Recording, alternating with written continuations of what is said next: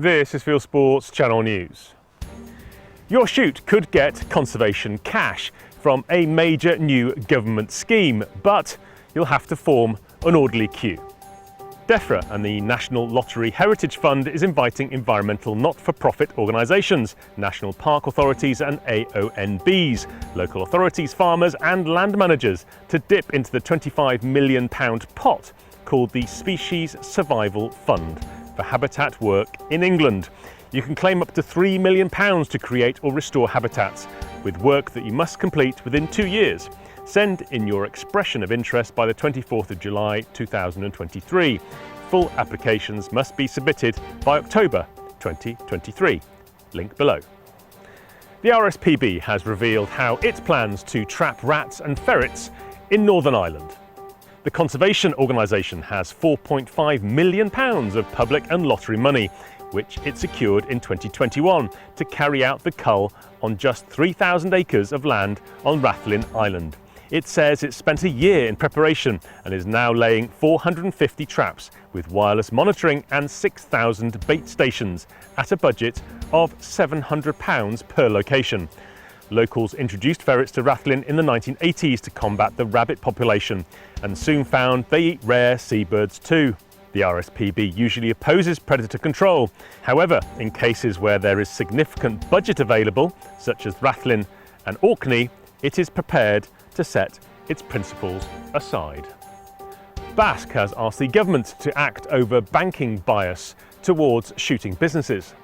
In the wake of Nigel Farage's revelations that his bank had closed his account, Basque wrote to the Treasury to tell them that shooting businesses, clubs and syndicates are suffering discrimination with sudden unexplained account closures and new account applications refused.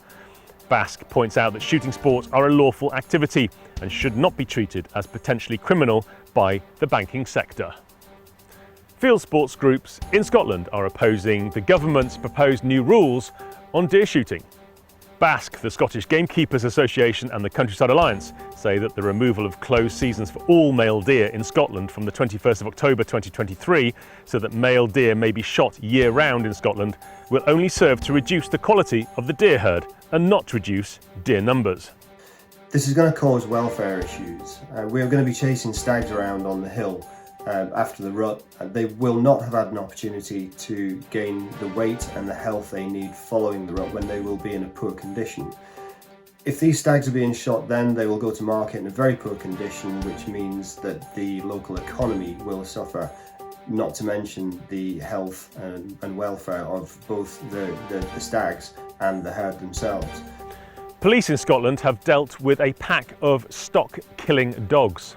Officers shot 4 of them, which were chasing sheep near Moffat, and rounded up the remaining 6. Police have not revealed whether they have traced the owner or owners of the dogs. A public appeal raised thousands of pounds for the surviving dogs' care. Those dogs are now at a rescue centre run by Dumfries and Galloway Lost Dog. Link below. The Westminster Government's firearms consultation is underway, and it includes proposals that could change shooting. Shooting organisations welcome the government's rejection of putting shotguns on firearm certificates, but say it's vital that shooters make their views known on more than a dozen other suggestions, including giving police more powers to search and seize guns from homes. The 8-week consultation ends on the 23rd of August 2023. Public safety is absolutely a priority, and it was good to see that the government have said in the ministerial statement that any measures brought forward as a result of this consultation exercise must be proportionate and balanced, as the vast amount of firearms licensed users cause little concern and are indeed law-abiding. The Countryside Alliance is calling on the government to tackle the rural cost of living crisis. It says people living in the country have to travel more and subsequently spend around £2,000 more a year on fuel than their suburban counterparts. A report by the All-Party Parliamentary Group on Rural Businesses found that people in country areas typically need to spend between 10 and 20% more on everyday requirements than those living in cities and built-up towns, despite wages being 7.5% lower. The Countryside Alliance says the government needs to act. Well, we believe that one of the key measures that the government could implement would be an urgent VAT cut on road fuel. Now, that's not something that the parliamentary committee, as I was discussing, decided to take forward, but they had a proposal which was expanding the reliefs available on fuel duty for people in rural areas. That also is something that the government could very strongly consider.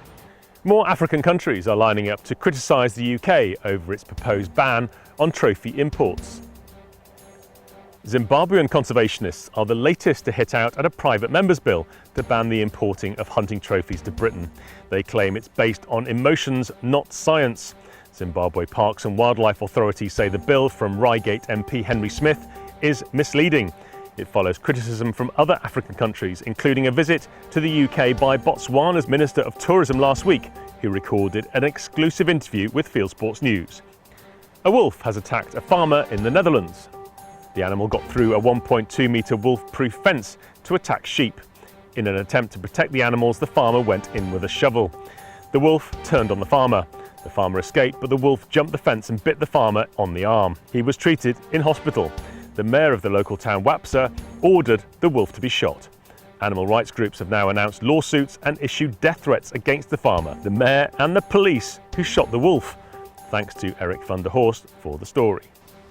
And finally, a woman angler has caught a record-breaking carp at 63 pounds, which was almost half her size.